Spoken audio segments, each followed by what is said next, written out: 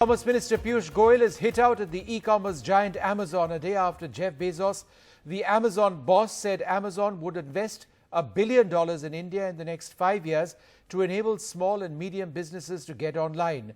Today, however, Mr. Goyal said Amazon and Flipkart were being looked at for unfair practices and that this is an area of concern for everyone if rules which are meant to ensure a level playing field are bypassed. Now, the BJP and the government have hit out against Mr. Bezos at a time when his newspaper, The Washington Post, has been critical of the government's Kashmir policy. They may have put in $1 billion, but then if they make a loss of $1 billion every year, then they jolly well have to finance that $1 billion. So it's not as if they're doing a great favor to India when they invest $1 billion. They are investing money over the last few years, also in warehousing and certain other activities, which is welcome, which is good. But if they are bringing in money largely to finance losses, and those losses in an e-commerce marketplace model, a fair marketplace model in a turnover of $10 billion, if you're going to have a loss of $1 billion, $1.5 billion, it certainly raises questions where the loss came from.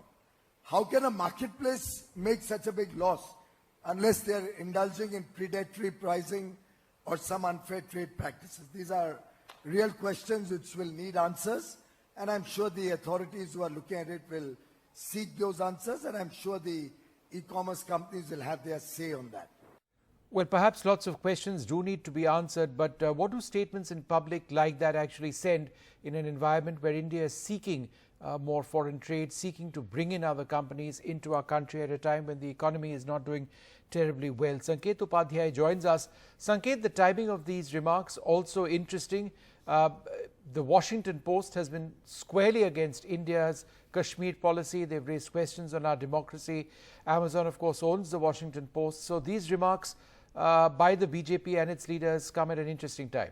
Well, make no mistake, it's very clearly political against Jeff Bezos. At a time when, as you rightly said, India is looking for foreign investment, that's not how you treat one of the most influential businessmen in the world, Jeff Bezos. When he's in your country, your Prime Minister is not meeting them. The Commerce Minister, instead of being silent about this, is making a huge noise. Now, of course, there is one more dimension which needs to be spoken about, Vishnu. Why did the government speak up in the manner in which they did? Here is Vijay Chauthaiwale, also of the BJP, reacting to the statement. Then you heard what Piyush Goyal said. The point is that the trader community is up in arms against Amazon and Flipkart. Flipkart was an Indian company which is now completely owned by Walmart.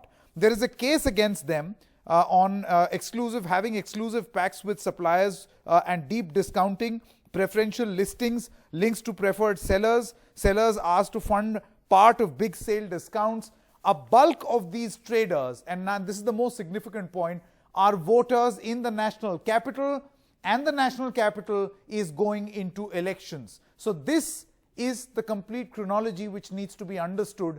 Is that the big picture? Was that the missing jigsaw puzzle? Elections. Is the government trying to say what it is simply because there is an election in Delhi and you can't afford to upset the trader community? Piyush Goyal was very, very harsh in reading the Riot Act and also in throwing the rule book at Amazon and Flipkart. Let's listen into what he said, in a way telling them, follow the rules in this country. You spoke about Amazon, and I would assume you're talking about the e-commerce ecosystem as a whole. Whether Mr. Bezos is here or no is not for me to decide. That's for the organizers to take a call.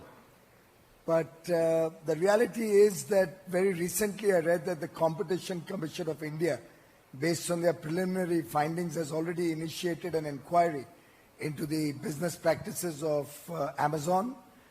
I don't know whether Amazon or both Amazon and Flipkart.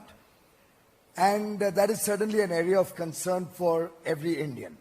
We have very strict rules about FDI in multi-brand retail, where only 49% is allowed. And anybody who tries to use the e-commerce marketplace model to get into the multi-brand retail space surreptitiously will have to be questioned and will have to be investigated. But I have on more than one occasion, including in this very room, maybe 6 or 7 times, said this to the people of India and to all investors, that please follow the letter of the law and the spirit of the law. Don't try to find loopholes within the defined letter of the law alone.